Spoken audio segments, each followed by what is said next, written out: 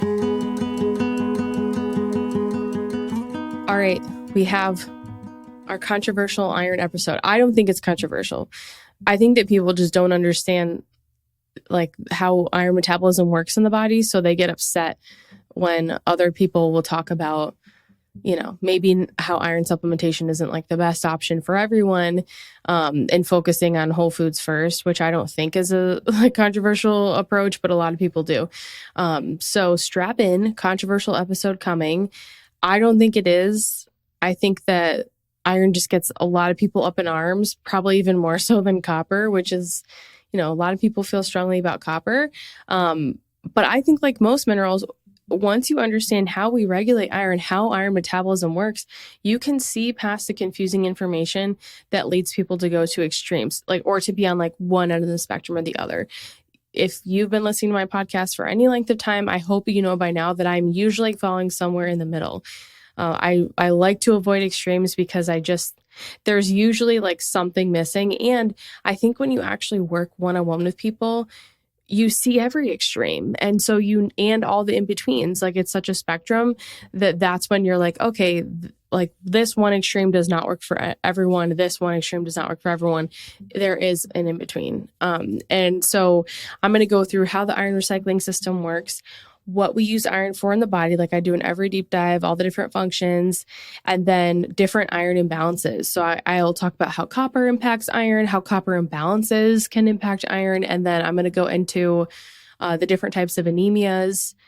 There's a lot of them, so it's not going to be in a ton of detail, but my goal is to show you that it's not always iron, and you can have an anemia that can impact iron or red blood cells or hemoglobin that we have to look at other nutrients for. And then finally, I'll go through iron overload. And like a lot of people were like, can you talk about hemochromatosis and how some people have like the genetic issue, but then some people like with PCOS, a lot of women develop, it's like non-hereditary, like type 2, whatever, hemochromatosis. So, or secondary hemochromatosis. So we'll talk about that. And then for the bonus resources for Patreon, there's a lot this week because there's a lot involved with iron, right? I'm going to go through case studies. I'm going to go through deficiency case study and overload case study, the labs, and then I'm going to talk about iron supplementation in more detail there, because it is very nuanced, and I'm trying not to make these episodes so long. And then I like I do for every mineral, there's an iron-rich foods list, and then I put a sample day. So the sample day actually shows you how to get 20 to 25 milligrams of heme iron, which is like the most bioavailable form of iron. You'll absorb the most of it. And then a total iron, so if we include the heme and non-heme, of 34 to 38 milligrams a day. The RDA for women is 8 milligrams normally, and then during pregnancy it's 27 milligrams. So if that gives you any perspective, I think we can get a lot of iron from food. And also iron-rich foods are also high in zinc. So many benefits. And then the last like big thing I'm going to cover in the bonus episode is how estrogen impacts iron status, because there's a whole thing there. So if you want to get access to all those resources, you can get them on Patreon. You can join patreon.com/hormonehealingrd. So just quick reminder before we jump into everything, this podcast is for informational purposes only. As always, please make sure you're talking with your healthcare provider before you make any nutrition, lifestyle, or supplement changes. I know it's tempting when you learn about stuff online, but you have to apply it to your own health history and like keep it in context to you. All right. Let's talk about the different functions of iron. We use iron for a lot of things in the body. So this is not like just like all minerals, this is not like an exhaustive list, but the two most important things we use it for, oxygen transfer and then our metabolism. It also impacts our thyroid, but I would say these two are the biggest. So when it comes to iron and oxygen transfer, it's one of the number one thing it does is it helps transfer oxygen from the lungs to other tissues. And we do this through hemoglobin, right? Iron helps us make hemoglobin, and that's what transfers the oxygen. We also make myoglobin from iron, and that carries oxygen from the lungs to the muscle tissues. And we need enough iron for adequate muscle function. It's huge. And like mental, physical energy, it's very important. When we don't have enough, a very common symptom is like mental and physical fatigue. But a lot of people will notice like muscle issues specifically and like extreme fatigue in their muscles. I think a lot of that also has to do with how iron impacts metabolism. So it's really important for fueling a specific metabolic pathway that helps take the nutrients from the food that we're eating and turn them into energy, and which is really what our metabolism does. It's called oxidative phosphorylation. We don't have to get into all that nitty gritty, but iron is a cofactor for a lot of the enzymes involved in oxidative phosphorylation, and that's the pathway that turns nutrients into energy. So iron's very important for that. And when it comes to like minerals, and I try to reiterate this because I want you guys to like understand it, because sometimes I say that and it's like, okay, so I'll take iron and it'll prove that thing. We have to use it properly, and because it acts as a cofactor. So it's like a spark plug. It's kicking off that reaction. It's making that enzyme do its job properly. When we don't have enough of that nutrient or different minerals to carry out those different reactions, our body will compensate for a while, but eventually it can't compensate anymore. And then that's when symptoms pop up. So mainly we're using iron for oxygen transfer, which is so important for our tissues and our muscle tissues, and then for making energy from the food that we're eating. So very important, right? Having an iron deficiency could definitely greatly impact your day-to-day or not being able to access that iron properly. So this is where I feel like none of that's controversial, right? I think the controversy comes in when we start talking about our iron recycling system and how we store iron in the body and then how we get that iron in the body, because this is where it gets confusing, honestly. While we're getting iron from our diet, our body's making a lot of iron as well. And it's very different from like last week we talked about zinc. For example, we don't store a ton of zinc in our body. Like 57% is what we store in like our bones and our muscle tissue. We've got some in our pancreas, we've got some in our hippocampus and our brain. But for the most part, we need to replenish zinc on a regular basis so that we have adequate levels. When it comes to iron, 95% of iron is from storage in the body, and then 5% is from our diet. It doesn't mean we don't need it from our diet. When people say that, I completely disagree. I really do, because I just think that is, again, simplifying it way too much. I think we still need iron from our diet, especially if someone has like other imbalances and deficiencies and they're not able to access that stored iron. I think it's still very important to get it from our diet. But when it comes to iron, we're primarily taking it from storage. We store iron in our liver, our skeletal muscles, and our endothelial cells, mostly in our liver though. So we store it in our hepatocytes, which is just another name for liver cells. 70% of our iron is found in hemoglobin and myoglobin. So, that's why those hemoglobins are really, it's an important marker for iron status and understanding that. But primarily it's like we're taking iron from the liver and bringing that into circulation in order to carry out those important processes like making red blood cells, like making hemoglobin. So that's kind of like the big piece with iron storage. Again, 95% is coming from what's stored in the body. 5% is coming from our diet. When it comes to actually using that iron, just like our bodies regulate other minerals, we talked about calcium and how we use like parathyroid hormone, magnesium, vitamin D are really important for regulating it. Sodium and potassium are very closely regulated by each other, as well as like certain hormones like aldosterone to retain sodium. When it comes to iron, our bodies have an innate iron recycling system that produces bioavailable iron every day. And when I say bioavailable, I mean like a good like heme iron. Heme iron means we absorb the majority of it. Non-heme iron, we typically absorb less of it. That's what's often coming from plant foods. But if we're eating something like red meat, beef, most animal foods, that's going to give us heme iron. We absorb that very readily. So we absorb iron, we recycle iron, and then we release it into the system. So I think when it comes to understanding iron metabolism, there's 3 main areas that we want to grasp, and then you kind of get like, okay, this is how it's working in my body. So number 1 is how we get iron from our diet, like how we're absorbing it in the gut, how we hide iron from pathogens, because this is very different from other minerals. Iron is like toxic in its free state to the body. So we actually that's why we store so much of it. And then how we recycle iron and get it back out from the tissues for use in the body. So number one we'll go through is like getting iron from our diet. We absorb both types, heme and non-heme iron, in the duodenum in our GI tract. Non-heme iron is typically in the ferric state, so the +3 iron state. In order to absorb that, this is where like the absorption issue comes in. We have to have iron in the ferrous state, which is the +2 state. So we have to reduce that ferric +3 to a +2 in order for that to be taken up by our enterocytes, which are just intestinal cells. Heme iron is taken up through the heme carrier protein 1. It's like HCP1 is like the shorthand version of that.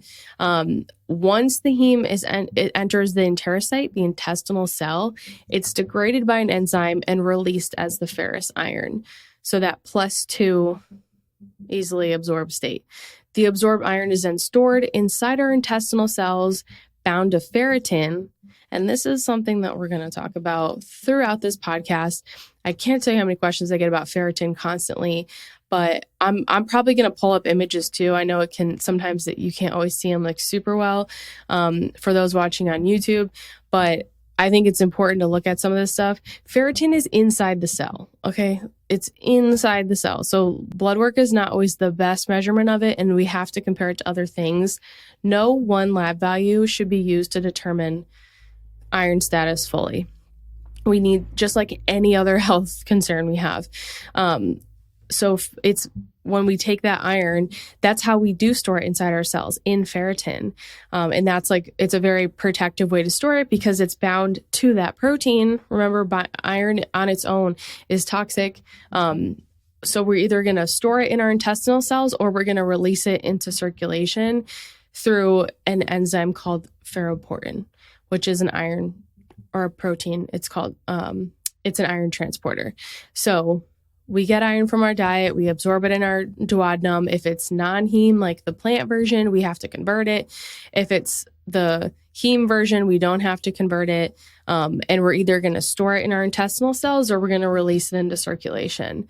And that's going to depend on like what's going on with our hormones, with our gut health. Do we have any pathogens present? And your just iron status in general. Like, does your body sense that you have enough iron or does it sense that you need more? And that's really, this is where HepCyden comes in, or HepCyden. I've heard people say it both ways. I kind of like HepCyden. It sounds like, I don't know, it reminds me of like The Little Mermaid or something. So when it comes to HepCyden, this is part of like the iron recycling process. So because we store so much iron, our bodies recycle it. We don't need a lot to be replaced from the diet every single day. So we have this mechanism in place where we don't absorb an excess amount of dietary iron depending on like our body's status. Because what happens is when we have excess dietary iron that's not absorbed, or if we're like storing it in our intestinal sites of ferritin, the body's paying attention to like, okay, what is our iron status like? And it's paying attention to like how much iron is bound to transferrin, which is like a protein that transports iron in the blood. So your liver is what makes HepCyden, and it's an iron regulatory protein, and it helps, basically it's going to bind to the iron transporter, that ferroportin, or it's really called ferroportin 1, in the intestinal enterocytes, so our cells in our intestines, and in the reticuloendothelial macrophages. So it'll kind of touch on both things, but HepCyden will bind to ferroportin. It'll pretty much eat it up so that protein can't even do its job. It gets rid of that iron, and it pretty much shuts down iron absorption in the intestinal cells and that transport of it into circulation. And it's protective. This is your body noticing that, okay, if HepCyden increases, then iron absorption decreases. So it's doing this into a response to excess iron. Our bodies are very smart. And because iron is so inflammatory in its typical state, in its free state, and because pathogens can feed off of it, this HepCyden can be impacted by different things. But it's primarily like, how is the iron status in the body. Okay, if we have too much iron, then we're going to increase HepCyden, which is going to decrease the absorption of iron. So they're opposites. If we need iron and our body senses that we need iron, we don't have enough, then we're going to decrease HepCyden and iron absorption is going to increase. So HepCyden blocks. It's a protein that blocks iron absorption, helps us decrease iron status. When it goes down, we absorb more. So think of them as opposites. And primarily it's expressed by liver cells, but it can also be expressed by microglial cells and astrocytes in the brain and the heart. I'm very into microglial cells right now. I'm not going to go into this because you guys are probably like, I don't care. I'm taking this functional mental health practitioner course where it looks at like a different take on mental health, and it looks at it from like a metabolic perspective. And it's so interesting. And it focuses so much on microglial cells. I'm hoping to have Brendan, the guy that created the course, on in next season and like do a whole thing on mental health because it's extremely interesting. But when I saw this, I was like, it's very interesting because microglial cells and like our brain can be very heavily impacted by inflammation. And of course, if we have excessive amounts of iron, that's going to lead to more inflammation. So just a little sneak peek of what hopefully fun things that we're going to talk about in season 5 episodes. So HepCyden goes up, iron absorption goes down. If HepCyden goes down, iron absorption goes up. That's a big part of regulating iron levels in absorption in the body. But when we take in iron, we're absorbing it in our intestinal cells, and then we're either going to store it or it's going to go into circulation. We can store it. It's primarily going to be stored like in the liver and the intestinal cells. So that's like the first aspect of iron, absorbing it from food. When it comes to hiding it from pathogens, there's a really great article that I'm going to put in the show notes. It's called The Battle for Iron Between Bacterial Pathogens and Their Vertebrate Hosts. And it is by Eric P. Scar. It's Skaar. I don't know if I'm saying that correctly, but I think it's probably one of the most comprehensive and easy to understand articles on this topic. And it's got some really great visuals that I'll share too. So free iron is toxic to our bodies. Remember, I've said that multiple times. That's why we have to store it in our tissues and then use our iron recycling system to transport it to those other tissues in the body for use. So we don't have iron just floating around. It's either going to be stored in the liver or some other tissue, but most likely the liver. And then we're going to have like transferrin, that protein that transports it in the blood to another place. It's always bound to something though. Our bodies will also sequester iron when there are pathogens present, since pathogens feed and thrive off of iron. Bacteria are just like us. Like I went through how important iron is for transporting oxygen, for our metabolism, for making energy from food. Bacteria are just like us. They require iron in order to thrive and in their case, replicate. So luckily, most of our iron is stored inside the cell, so we don't have a ton of free amounts for bacteria to thrive off of. But the issue is that when we have certain pathogenic bacteria, they can actually release cytotoxins that damage our cells, and they release ferritin. Here's ferritin again. It's coming up again. Before we talked about it, inside our intestinal cells where it stores iron inside ferritin, we have to load it into ferritin, which requires copper. Shocking. I'll talk about copper in a bit. And then when those cells get damaged, we release ferritin, which would go into the bloodstream. And so again, really high ferritin levels are typically not good. It's a sign of a lot of inflammation and that your cells are being damaged. But that a lot of that ferritin is storing iron, and then because they're breaking down the cells, releasing the ferritin, then they can thrive off that iron from the ferritin. Hemolytic toxins can damage erythrocytes and release hemoglobin. And remember, hemoglobin stores up to 70% of the body's iron, so that will really allow them to thrive. And then lastly, bacterial pathogens can acquire iron. They have like these receptors. It's called receptor-mediated recognition. So I'll actually do a screen share on this so you guys can see it. So what you can see here is on C, image C at the bottom here. the top ones are them doing like healthy cells, and then here are the cells giving off the cytotoxins and damaging the epithelial cell and taking the ferritin. But if we look at image C, this is the bacterium, the pathogenic bacteria, and you can see these receptors on the little ends here. So they've got the transferrin receptor, which allows them to bind to transferrin, which has iron and transports iron in the body, the lactoferrin receptor, the hemophore receptor, hemoprotein receptor, and then the cytophore receptor. So this is how it can bind and gobble up that iron, because it's almost acting as if it is similar to iron in the body. So this is part of the defense mechanism of certain bacteria that are pathogens, and how they can essentially sneakily get iron in the body. We do have mechanisms in place to prevent this. So that is something that is important. We, especially like the cytophores, that was one of the receptors that bacteria can have. Basically, that removes iron from transferrin, lactoferrin, or ferritin. So that the cytophores are what the bacteria allows them to just gobble up that iron from the different proteins. But our innate immune system has a protein called cytokinin, which prevents this. It's just hopefully our immune system is working optimally and has enough energy to function in order to prevent all this. But this is why free iron, not a good thing. We don't want too much. When we have certain bacterial infections, it can greatly negatively impact our iron status. A lot of times you'll see things like ferritin elevate. Sometimes you'll see iron elevate to very high levels, and then sometimes you can see it become deficient. But typically ferritin is going to be high. And that's a sign of like not only inflammation, but like, hey, that we've got some serious, most likely some sort of pathogens present. But that's how, we sequester, the body will literally try to sequester that iron to protect it and prevent it from these pathogens, but they can end up looking like a deficiency, or you can have the other end of the spectrum. But I linked that article. It's got a lot of great images in there in the show notes. So definitely look out for that.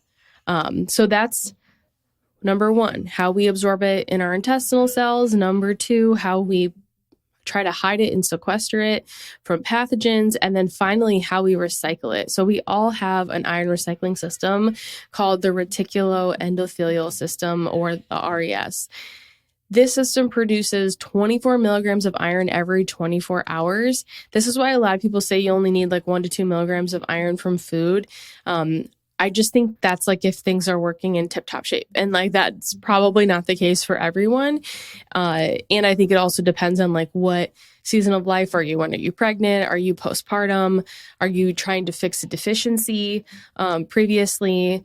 Something like that. Do you have a lot of blood loss? That sort of thing. Obviously, that's going to differentiate these things. And this is why this podcast is informational purposes only, but hopefully it helps.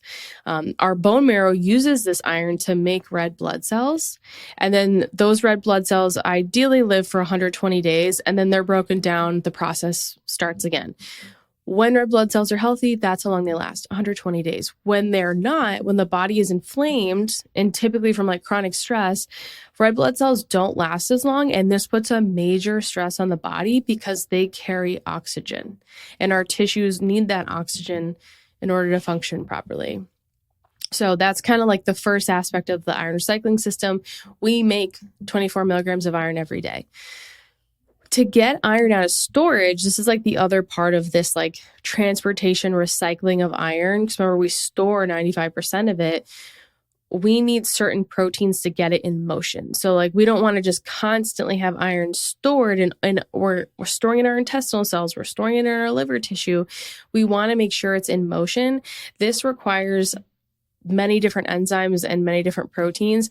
I'm going to highlight a few of them for simplicity's sake, the ones that I think are some of the most important, because my goal is that I want this to be digestible. I want someone to listen to this, and maybe you have to listen to it 2 or 3 times and you don't like fully grasp it, but you know that iron is more than just it's low or it's fine or it's high. Like there's more nuance to it.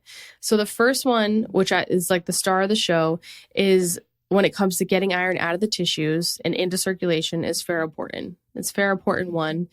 It's the enzyme that allows iron to leave our tissues. It's greatly impacted by HepCyden. Remember, I talked about how HepCyden basically like gobbles it up and gets rid of that iron when it's in excess because it senses that our body already has too much iron. So it's greatly impacted by HepCyden. That's what controls different iron levels in the body, and it prevents ferroportin 1 from letting it out of our tissues if HepCyden levels are increased. Because remember, high HepCyden equals decreased iron absorption, low HepCyden equals increased iron absorption. And this forces iron to sequester in the tissues instead of being recycled throughout the body because our bodies already have too much. So that's one aspect of it. So ferroportin 1 is like how we get iron out of the tissues. Ferroportin 1 is greatly impacted by ceruloplasmin and HepCyden, which are two really important proteins that help transport iron throughout the body. And they mainly are like activating that ferroportin. So they're both called peroxidase enzymes. And these are what symbolize bioavailable copper. So you've probably heard me talk about how copper is the key for iron deficiency. And some people get so up in arms when I say that. And I'm like, I'm talking about iron deficiency. I'm not talking about anemias that don't have anything to do with iron. Okay.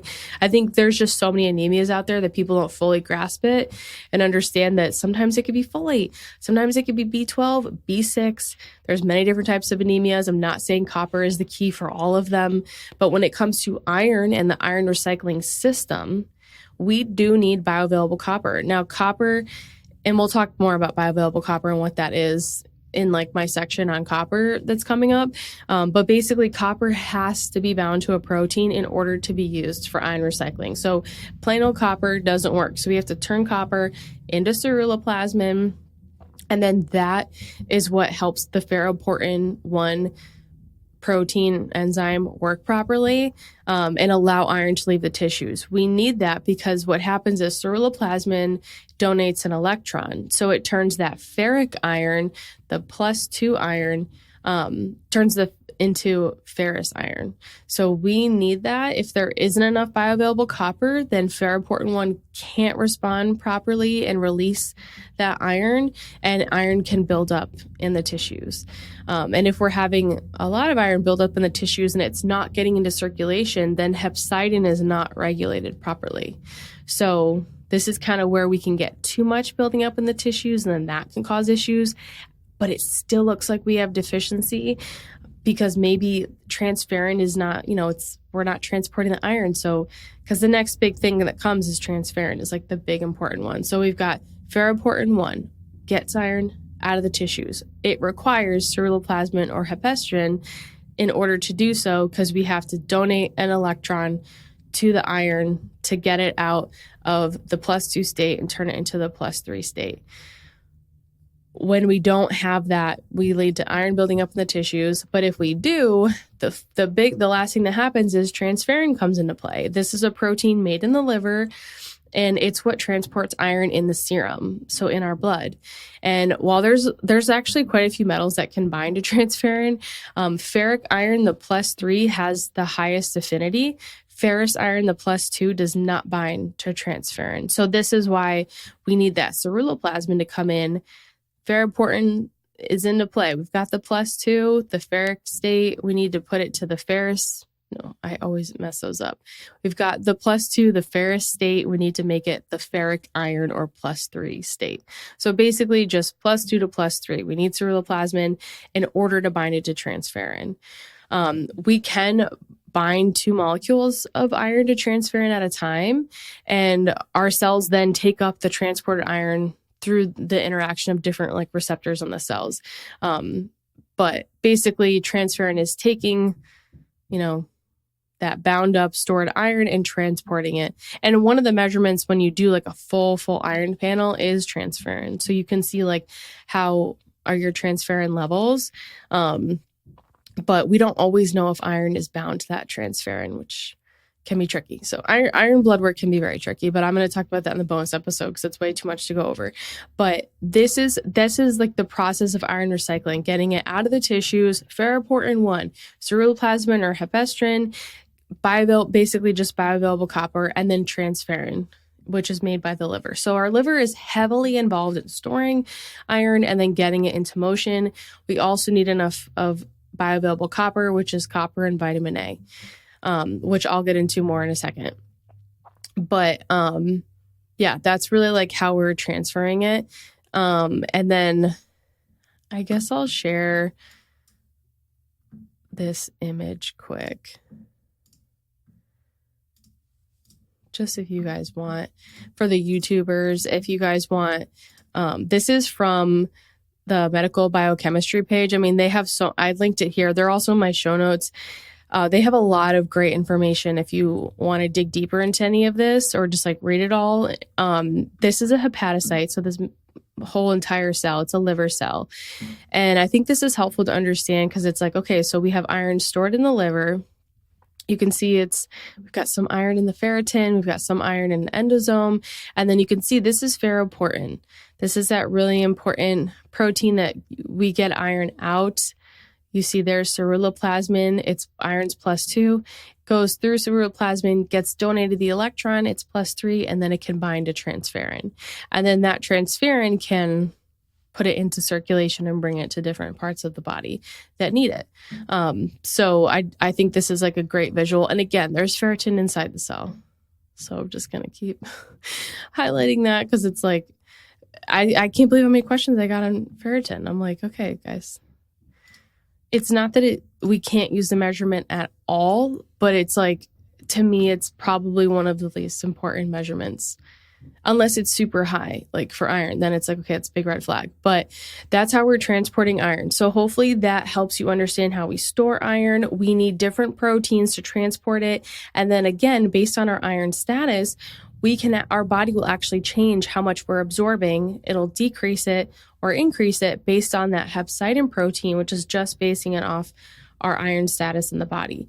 Issues arise when we don't have enough of other nutrients like copper, like vitamin A. We'll talk about zinc. Zinc's important for absorbing it in our intestinal cells, or if we have a lot of inflammation in the body, or bacterial pathogens, something like that, because they'll thrive off of iron. But in general, that's how storage and recycling works. When it comes to the RDA for iron, so the RDA for iron, it's pretty high, I think. We'll go through the exact parts of it, but to like preface this so that people understand like why I think it's likely higher, iron deficiency is it's considered to be one of the most widespread nutrient deficiencies in the world. It affects almost 25% of the population, yet 95% of our iron is stored in our bodies. So for most people, iron supplements are not the answer. A lot of people can improve their deficiencies working on getting iron in their diet, but then also understanding what is the true deficiency? Do they have other deficiencies with iron? I have never seen an iron deficiency alone. There's always another nutrient that's likely out of balance as well. And a lot of times it's not having enough bioavailable copper. The issue is sometimes people have too much copper, but they can't use it. They don't have enough. Or maybe they have plenty of copper, but they don't have any vitamin A. Maybe they're deficient in vitamin A, especially for women. Very common to be deficient in vitamin A. Most women enter pregnancy deficient in vitamin A, unfortunately.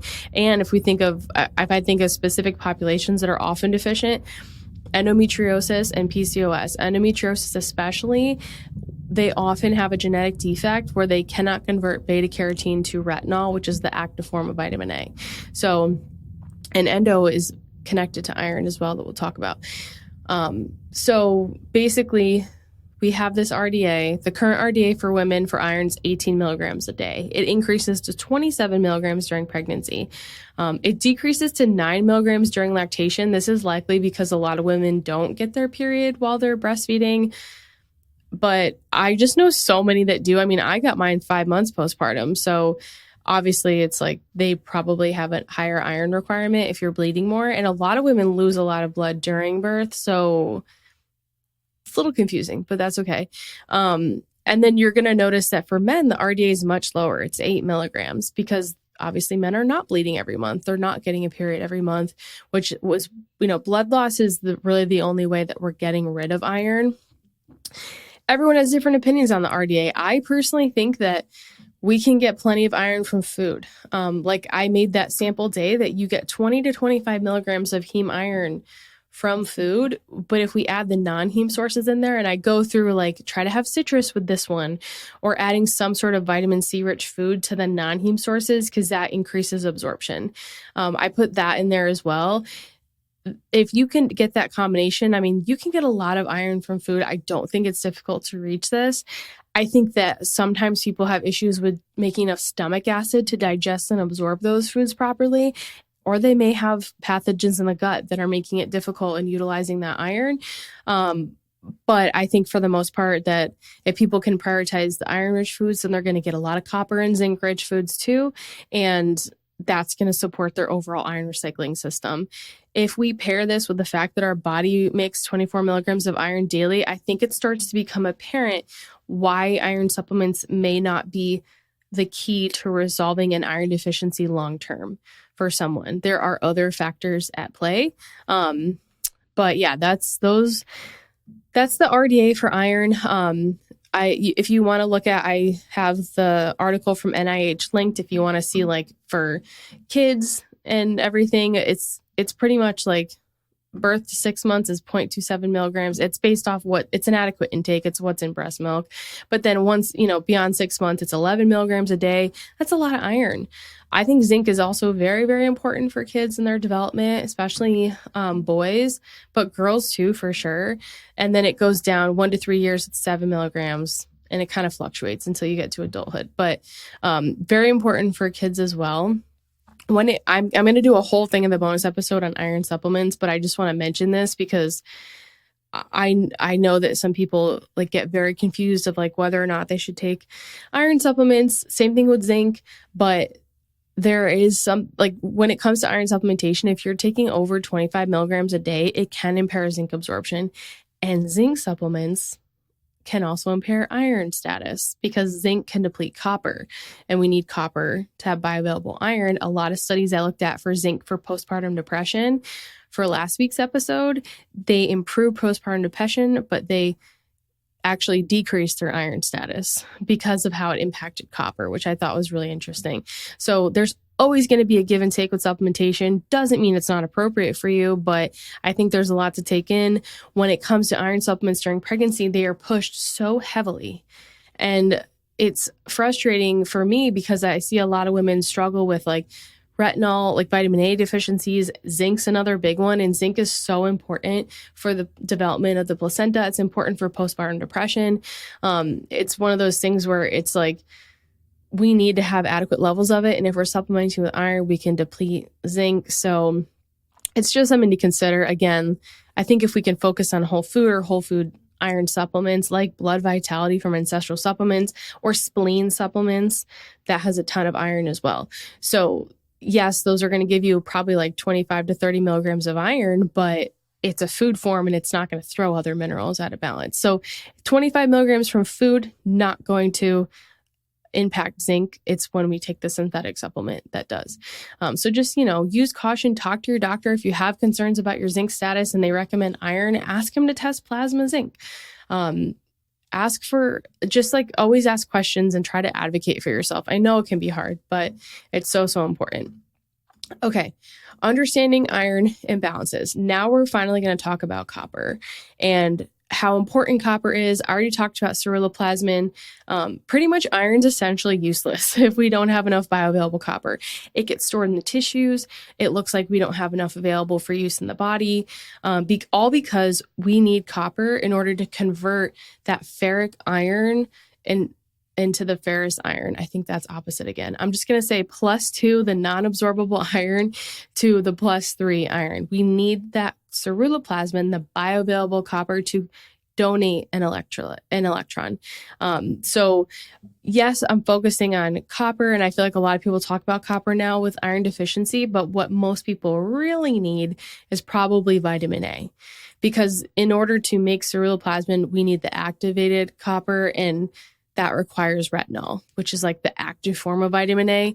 It's not the same thing as beta carotene. We have to take beta carotene and convert it to retinol in the body, but we can get retinol, the active vitamin A, from animal foods. So like beef liver, we can get it from dairy, egg yolks, that sort of thing. So retinol, very important. It's usually the missing piece for a lot of people. I have so many clients that I've worked with that, they haven't eaten dairy in years. They had to eliminate eggs because they had food sensitivities, and they couldn't tolerate those foods. And then we test their retinol levels and they're low, especially when we compare them to their other labs and things like vitamin D.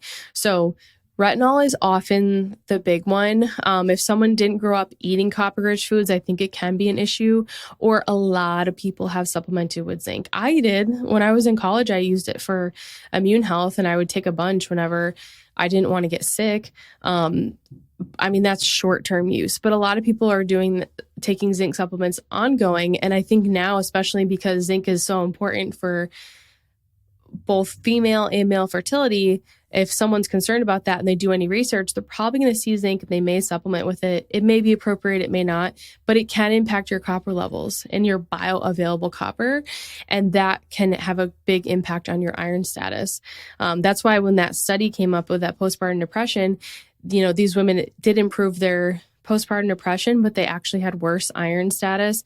And it's because the zinc it's antagonistic to copper. So we need enough bioavailable copper. And that's really when copper is at its best, when it's expressed inside proteins and enzymes. And that's what bioavailable means. It's ceruloplasmin is the main one. It's a peroxidase enzyme. It's taking iron 2, converting it to iron 3. It's donating the electron. If we don't do that, we can't attach it to transferrin. We can't move it around. Ceruloplasmin is really the major copper carrying protein in the blood. I would say it's one of the keys. Because, ferroportin is so important, but we can't even use it. We can't even do it if we can't convert copper and get it on transferrin if we don't add the electron from ceruloplasmin. When it comes to how we make enough ceruloplasmin and what impacts it, the adrenals are what gives the main signal to the liver to produce ceruloplasmin.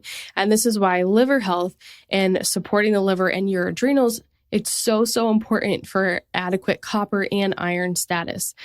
When the body is stimulated, ceruloplasmin is okay, but after you get past that, burnout, exhaustive stage, if your adrenals are constantly in fight or flight and you start to use up a lot of your mineral resources and energy resources, and then things become impaired, that adrenal activity then impairs your liver's ability to make ceruloplasmin. So we don't have enough ceruloplasmin, then what do? We start to accumulate copper, and it's not the good copper. It's not the bioavailable copper. It's just regular copper. And when that happens, that can have a huge downstream effect on the body.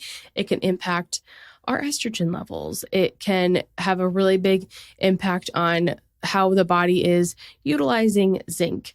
It has a really big impact on inflammation. It could potentially increase our C-reactive protein, which is something that you're going to hear me talk about when we talk about the anemia section, because there are certain anemias and even iron overload that are associated with an increase in inflammation in the body. And that's something you guys can look at. So basically, we need this ceruloplasmin, bioavailable copper, to absorb iron, give it the electron, get it to transferrin, and transport it in the body. A combination of copper and vitamin A rich foods are super important. And I have a list of those that go with the bonus episode with this episode, but we also need enough thyroid hormone. So active thyroid hormone T3, that helps stimulate the liver to make ceruloplasmin. Eating regularly. Everyone, how do I support my thyroid? Eat regularly. I want to pound on my desk, but I won't, because I think that'll be annoying when you guys are listening to this. But that's the kind of energy I have behind that statement, because if you're skipping meals, that's going to lower T3 production. But if you can keep your blood sugar stable, especially getting that adequate regular intake of protein and carbs balanced in a ratio that works for you, that is amazing for helping maintain T3 levels. That is really important for healthy thyroid function, healthy adrenal function. And like I said, we need adequate adrenal function to make ceruloplasmin. So that's big. One of the hormones that we release during that stress response with our adrenals, as we are going through that fight or flight, is DHEA. And that stimulates our liver to make ceruloplasmin as well. Eating enough food is essential for avoiding burnout, eating regularly. I love adding in adrenal cocktails for people. I've talked about those a million times. There's a blog on my website about them that can help support healthy sodium potassium levels. That supports, and it has vitamin C. All those things support your adrenals. Yes, magnesium is important, but if we take too much, we can deplete sodium. So listen to the magnesium episode for more on that. But I think looking at, are you eating enough? How are you timing your food? How's your thyroid status? Are you constantly in fight or flight and super burnt out? Because then you're not going to be able to make ceruloplasmin. And then that can be where we see issues like either iron deficiency or excessive iron stored in the tissue. But bioavailable copper is super, super important. And then vitamin C. So it's like copper, vitamin A, enough T3, adequate adrenal function, and then vitamin C. It helps with cytochrome oxidase. It's an enzyme that helps the liver produce ceruloplasmin. So these are just some of the highlights. I did a copper deep dive episode. I'll link in the show notes where I talk about like, what do we do if we have too much unavailable copper? How do we rebalance it? It's going to be different for each person, but I think the episode has a lot of great places to start. But bioavailable copper, essential. When it comes to what is unavailable copper, it's just copper that's not activated by the proteins or the enzymes. It means that we can't use it for all the essential functions. Two big issues. You don't have the copper you need, so it can really look like copper deficiency, truly. Like you can have copper deficient symptoms with having an excess of unavailable copper. I think that's why copper imbalances are so tricky because they're harder to understand. So we can have anemia, especially like iron deficiency anemia. We can have high cholesterol, fatigue, immune system issues. You're more susceptible to infections. And oftentimes you're going to have a lot of hormonal imbalances as well because copper has a great impact on estrogen. And if you have, you also have that excess of copper that you can't use, and that leads to more stress and inflammation in the body, which can end up building up and impact our liver and our brain. Mental health is very greatly impacted by excessive copper. So I don't like to call it copper toxicity. I like to say excess copper because it's not always that we have too much. Sometimes we do, but it's often that it's getting out of balance because of nutritional deficiencies, because of chronic stress, or because of poor thyroid function. So that's kind of like the major highlights when it comes to copper and how it's going to impact iron status. It's really donating that electron. It's helping get it into motion, but we need other nutrients to make that happen.